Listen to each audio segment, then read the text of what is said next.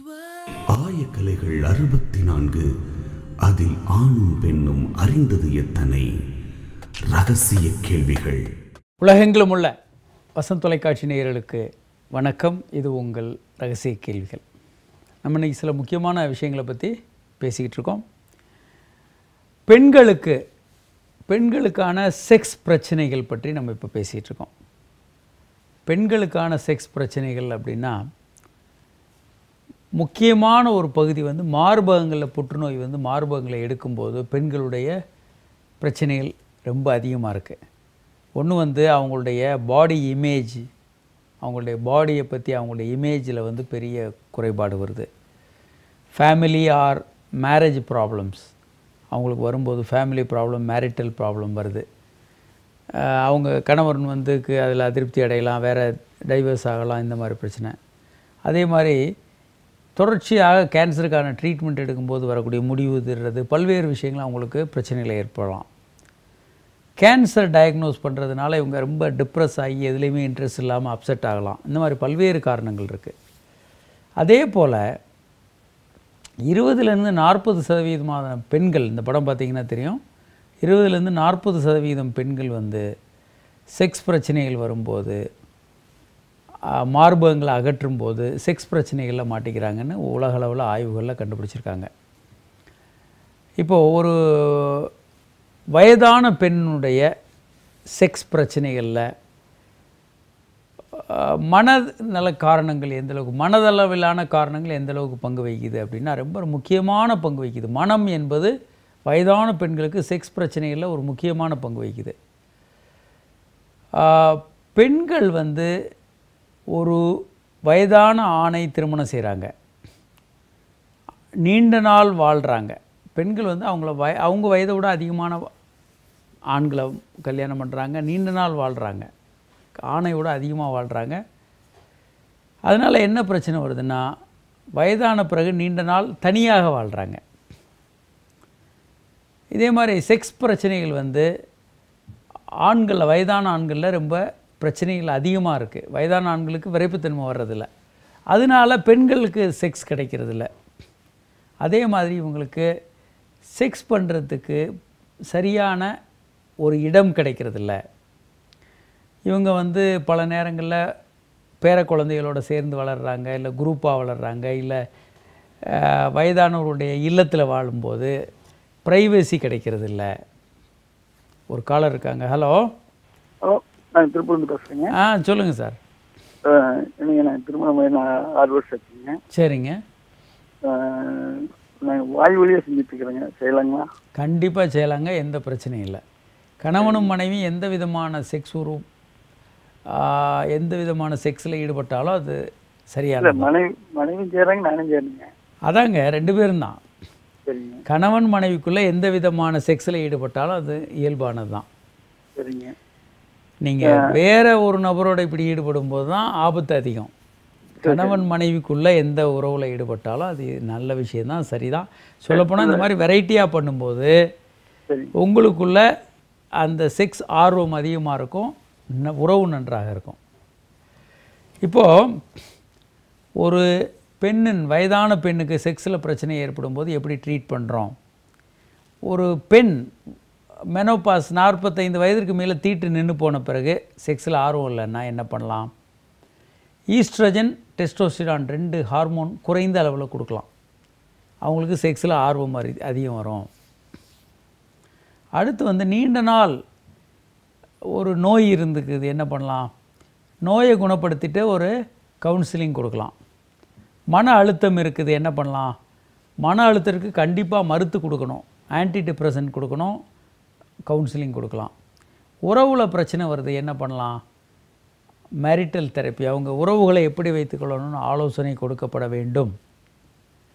மருந்துகளால் செக்ஸில் பிரச்சனை வரலாம். ஸோ அப்போ என்ன பண்ணலாம்? ஒன்று டோஸை குறைக்கலாம், வேறு மாற்று மருந்துகள் கொடுக்கலாம், இது போல் பண்ணலாம். ஒரு காலர் இருக்காங்க. ஹலோ. ஹலோ சார், நான் கோயம்புத்தூர்லேருந்து மணிகண்டன் பேசுகிறேன். மணிகண்டன் சொல்லுங்கள் சார். இப்போ எனக்கு 29 ஆகுது. ஓகே. நம்மளுக்கு கடந்த ஒரு 5 வருஷமா வந்து பாத்தீங்கன்னா நான் ஒரு 5 வருஷம் முன்னாடியே எனக்கு திருமணம் வந்து ஏற்பாடு நான் கேட்டேன். ஆனா அவங்க பண்ணி வைக்கல. ஆனா இப்ப 29 ஆகி போச்சு. இப்ப அது முடிக்கும் நம்மளுக்கு ஏதாச்சும் ஒரு இது படம் பார்த்தாலோ வச்சாலோ நம்மளுக்கு ஒரு கை குழப்பம் வந்துருது. சரி, அது இப்படி நல்லதா சார், இல்ல அது பண்ணாம இருக்கிறது நல்லதா? நீங்கள் 5 வருடத்துக்கு முன்பாகவே திருமணம் பண்ணுறதாங்க தப்பு. 25 வயது வந்து கரெக்டான வயதில், 24 வயதெல்லாம் ஒரு ஆணுக்கு கரெக்டான வயதே அல்ல. அவங்களுக்கு மனதளவுலையும் உடல் அளவுலையும் மெச்சூரிட்டிக்கே ஒரு 27 தாண்டணும். சரி, அதுதான் ஒரு கரெக்டான வயது. 25ல் பண்ணலாம், தப்பு இல்லை. ஆனால் 27 வந்து ஒரு ஆணுக்கு வந்து ஒரு சரியான வயதாக இருக்கும். 27 தாண்டி பண்ணுறது. அதனால் இப்போ 29 தான் ஆகுது. நீங்கள் 40, 39 அப்படின்னு நினச்சிக்க வேண்டியதில்லை. இரண்டாவது, சுய இன்பம் என்பது சரியான ஆல்டர்னேட்டிவ் தான். நீங்கள் செக்ஸ் இன்பமே இல்லாமல் இருக்கிறது சிரமமாக இருக்கும். அதே நேரத்தில் நீங்கள் வேறு பெண்களோட செக்ஸில் ஈடுபடுறது, பல பேரோட செக்ஸில் ஈடுபடுறது, பல்வேறு பிரச்சனைகளில் மாட்டிக்குவீங்க. இன்றும் கூட நிறைய இளைஞர்களை நாங்கள் பார்க்குறோம்.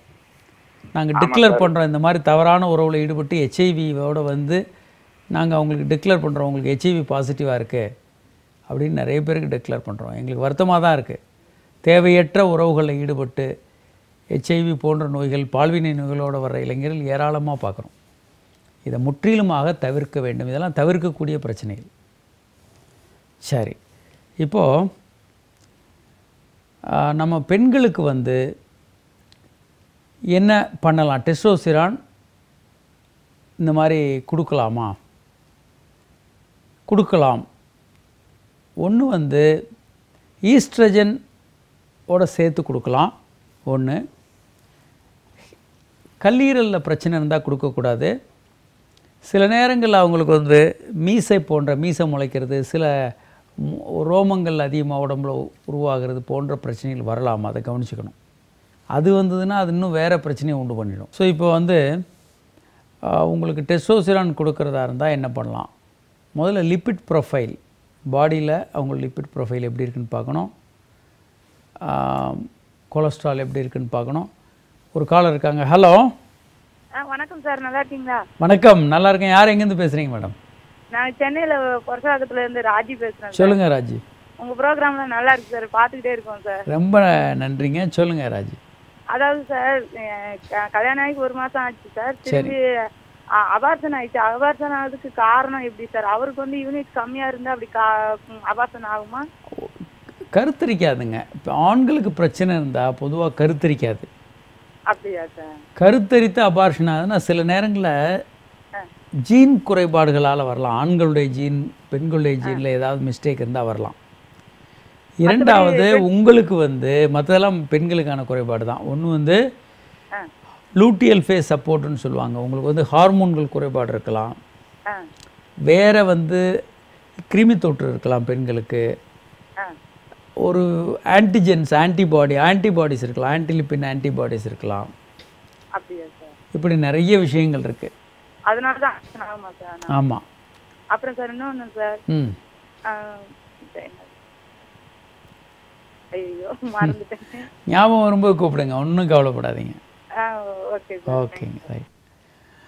இப்போ சில்டனஃபில் சிட்ரேட் ஆண்களுக்கு வந்து விரைப்புத்தன்மைக்கு யூஸ் பண்ணுறாங்களே, வயக்ரா போன்ற மாத்திரைகள் பெண்களுக்கு யூஸ் பண்ணலாமா? பெருமளவு இது வந்து ஏற்றுக்கொள்ளப்படவில்லை. பெண்களுக்கு வந்து இந்த மருந்து பெருமளவுக்கு உதவியாக இல்லைன்றது தான் உண்மை. இது வந்து பெண்கள் நல்லா டாலரேட் பண்ணிக்கிறாங்க. ஆனால் ஸ்லைட்டாக இம்ப்ரூவ்மெண்ட் இருக்குதுன்னு சில ஆராய்ச்சிகளில் கண்டுபிடிச்சிருக்காங்க. ஆனால் பல ஆராய்ச்சிகள் இன்னும் நடந்துகிட்டு இருக்குது. போதுமான அளவுக்கு ஒரு நன்மை இருக்கிறதாக ஏற்றுக்கொள்ளப்படவில்லை. சரி, பெண்களுக்கு வந்து பெண்ணுறுப்பு வந்து ட்ரையாக இருந்தால் என்னென்னலாம் பண்ணலான்னா, லூப்ரிகேஷன், லூபிக் ஜெல், ஃபெயின் ஜெல், கேஒய் ஜெல்லி எல்லாம் யூஸ் பண்ணலாம் இல்லையா? இது யாருக்கு யூஸ் பண்ணுறோம்? ஒன்று வந்து மெனோபாசலுக்கு அப்புறம் பெண்ணுறுப்பு வந்து ட்ரை ஆனால் என்ன யூஸ் பண்ணலாம்? இந்த ஜெல் யூஸ் பண்ணலாம். அல்லது நிறைய நேரம், நீண்ட நேரம் தூண்டுதல், ஒரு பெண்ணை தூண்டினா அவங்களுக்கு திரவம் சுரக்கலாம். அதே மாதிரி ரெகுலர் செக்ஸ் வச்சுக்கிட்டிங்கன்னா அவங்களுக்கு நல்லாயிருக்கும், பெண்களுக்கு இந்த பிரச்சனைகள் வராது. அதே மாதிரி water soluble lubrications, water based lubrications use பண்ணணும். ஈஸ்ட்ரஜன் கொடுக்கலாம். அவங்களுக்கு ஈஸ்ட்ரஜன் கொடுத்தோன்னா மறுபடியும் பெண்ணுறுப்பு வந்து இயல்பாக மாறுறதுக்கு வாய்ப்பு இருக்குது. அதே மாதிரி வேறு சில புதிய ட்ரக்ஸுகளும் கொடுக்கலாம்.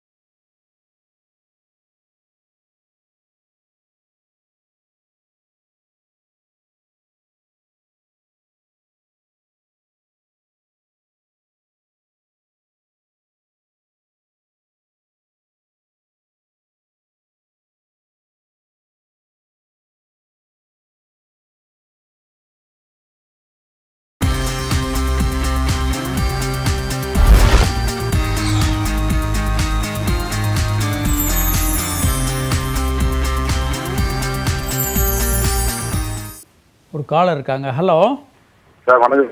வணக்கம். யார் எங்கேருந்து பேசுகிறீங்க சார்? சார், விழுப்புரத்துலேருந்து பேசுகிறேன் சார். சொல்லுங்கள் சார். வெங்கடேஷ் பேசுகிறேன் சார். வெங்கடேஷ் சொல்லுங்கள்.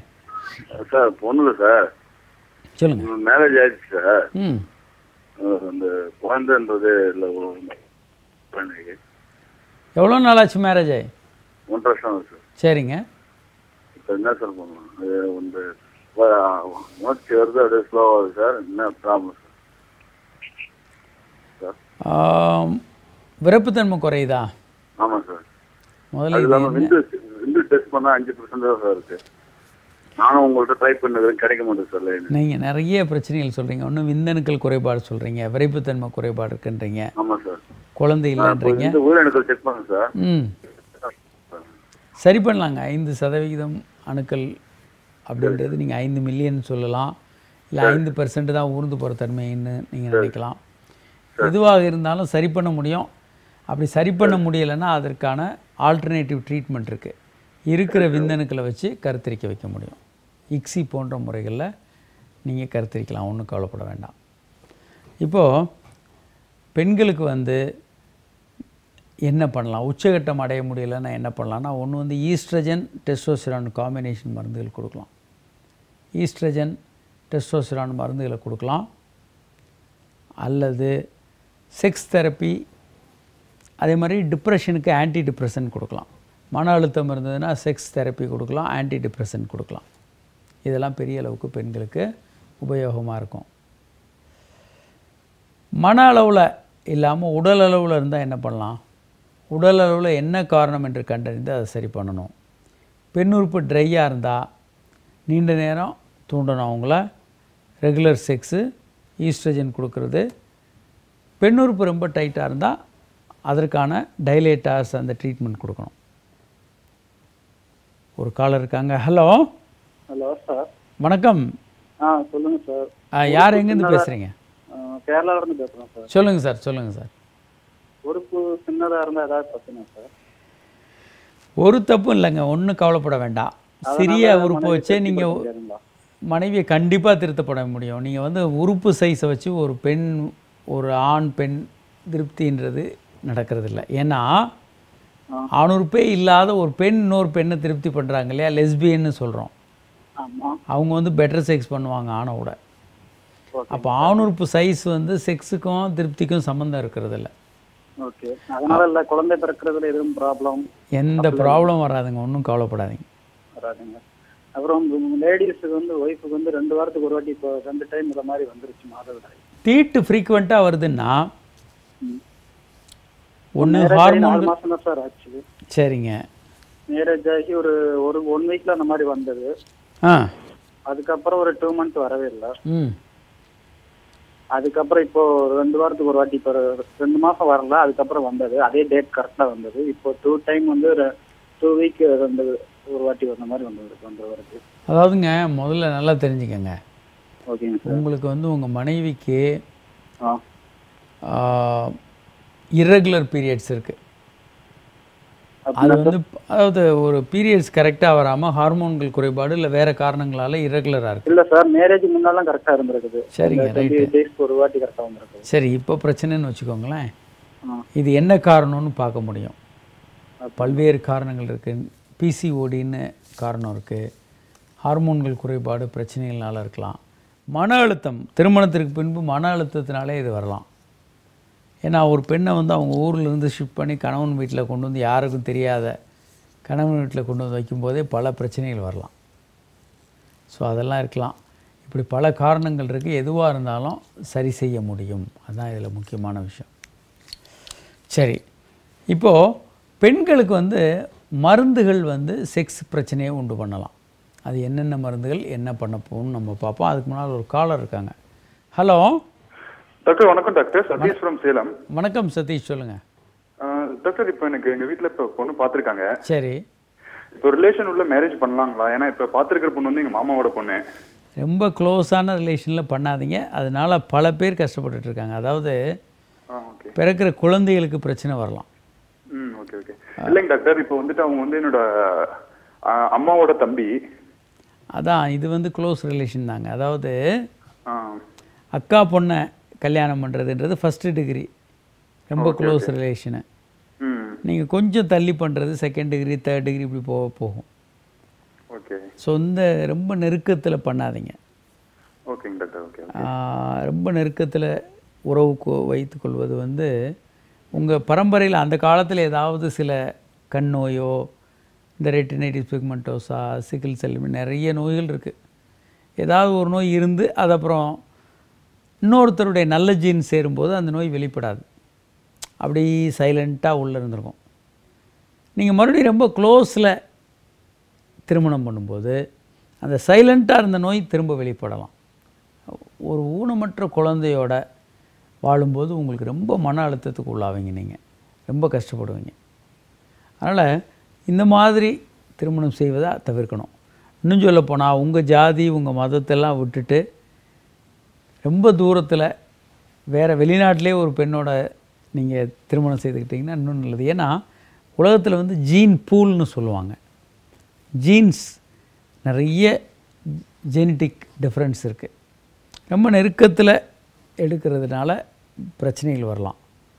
ரொம்ப தூரத்திலிருந்து எடுக்கும்போது அந்த குழந்தைகள் அற்புதமான ஒரு புத்திசாலி குழந்தைகளாக இருக்க வாய்ப்பு அதிகம்.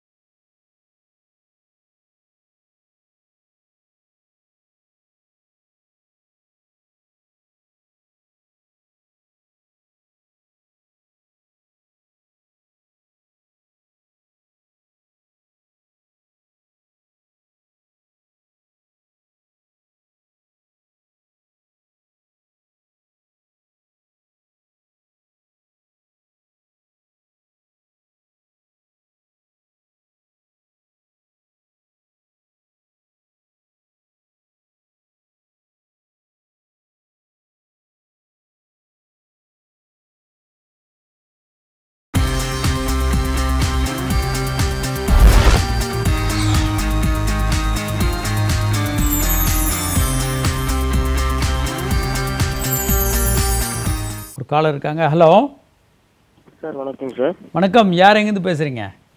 திருப்பூர் மாவட்டத்துலேருந்து பேசுகிறேங்க. குமார். குமார், சொல்லுங்கள் சார். இப்போ யூரின் போகிற இடத்துல வந்து பருக்கள் மாதிரி இருந்தது சார். முதல்ல இது பார்க்கணுங்க டாக்டர்ஸ். யாராவது வெளியே யாருடைய செக்ஸ் பண்ணியிருக்கீங்களா? உங்களுக்கு மனைவி கல்யாணம் ஆயிடுச்சா? ஆயிடுச்சுங்க சார். மனைவியை தவிர வேறு யாருடைய செக்ஸ் வச்சுக்கிட்டிங்களா? இல்லைங்க சார், அப்படி பண்ணாது. ஒன்று வந்துங்க, இது வந்து அந்த ஏரியாவில் ஸ்வெட் ஆகி கிருமி தொற்றோடு சேர்ந்து சின்ன சின்ன கட்டிகள் வரலாம். வேர்க்கால்கள், முடியினுடைய வேர்க்கால்களில் இந்த மாதிரி வரலாம். இரண்டாவதாக வேறு பல காரணங்கள் இருக்குது. வெளியே யாருடைய தொடர்பு இருந்தால் அதன் மூலம் வரலாம், இல்லை வேறு காரணங்கள் இருக்குது. நீங்கள் அந்த ஏரியா வந்து நல்லா ஷேவ் பண்ணி சுத்தமாக வச்சுங்க. ரெகுலராக ஷேவ் பண்ணுங்கள். ரொம்ப வேர்த்துதுன்னா 2 வேளை குளிக்கலாம், காலையில் நைட்டு. அந்த மாதிரி நீங்கள் சுத்தமாக வச்சுக்கிட்டாலே இது பெரிய பிரச்சனைகளை கொடுக்காது. ஸோ மெடிகேஷன்ஸ் பல்வேறு மருந்துகள் என்னென்ன பிரச்சனையை உண்டு பண்ணும் பார்க்குறீங்க. தூக்க மருந்து, கால்சியம் சேனல் பிளாக்கர்ஸ்ன்னு சொல்லி பிபிக்கு சாப்பிட்ற மருந்து, லித்தியம், டிஜாக்சின், பல்வேறு போதை மருந்துகள், மருத்துவத்துக்கு பயன்படுத்தக்கூடிய மருந்துகள், பீட்டா பிளாக்கர்ஸ், இந்த மாதிரி பல ஈஸ்ட்ரஜன், பல மருந்துகள் வந்து ஆண்களுக்கும் பெண்களுக்குமே செக்ஸ் பிரச்சனைகளை உண்டு பண்ணலாம். ஸோ அதனால்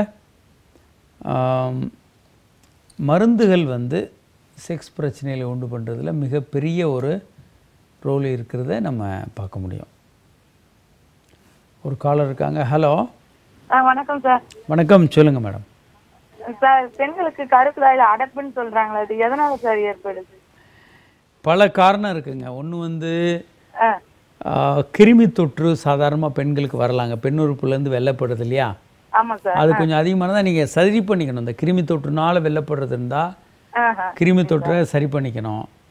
சில நேரங்களில் கணவர்கிட்ட இருந்தோ இல்லை மனைவியோ வேற எங்கேயாவது செக்ஸ் பண்ணுவதோ பால்வினை நோய்களால் கருக்குழாய் அடைக்கப்படலாம்.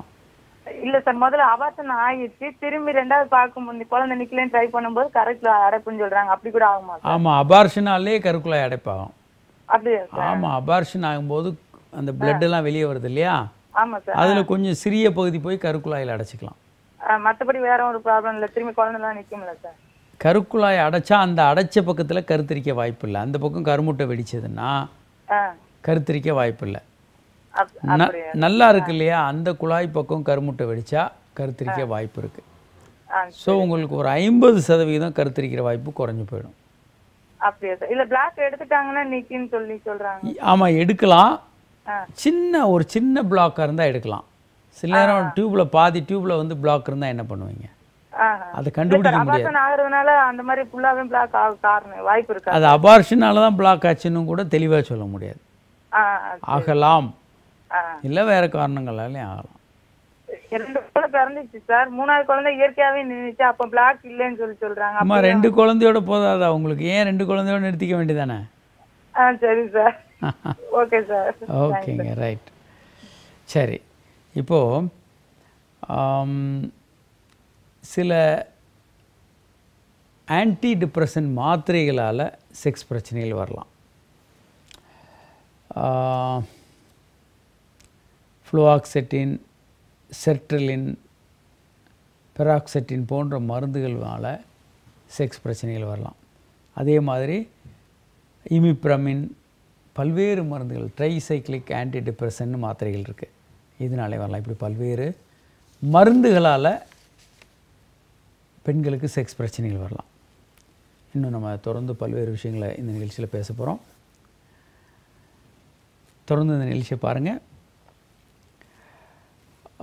ஒரு முக்கியமான விஷயம் என்னென்னா, வரக்கூடிய 19ஆம் தேதி நவம்பர் 19 காலை 10 மணிக்கு வடபழனியில் உள்ள doctor Kamaraj hospital for men's health திறப்பு விழா அன்று உயர் திரு H. வசந்தகுமார் அவர்களால் மென்ஸ் ஹெல்த் எக்ஸிபிஷன், பல்வேறு முக்கியமான நம்ம பேசக்கூடிய பல ஆண்களுக்கான பல்வேறு பிரச்சனைகளை பற்றிய ஒரு கண்காட்சி திறந்து வைக்கப்படவிருக்கிறது.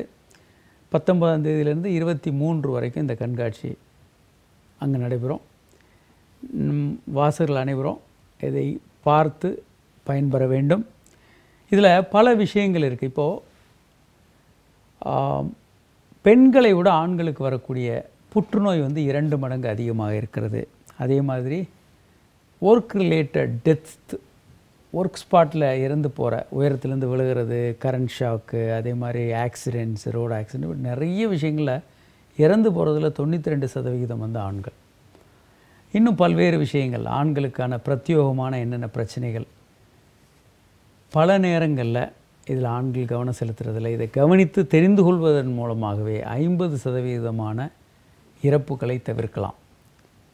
ஸோ இந்த கண்காட்சி ஆண்களுக்கும் அதே நேரத்தில் அவங்களுடைய மனைவிகளுக்கும் இது பெருமளவுக்கு உபயோகமாக இருக்கும்.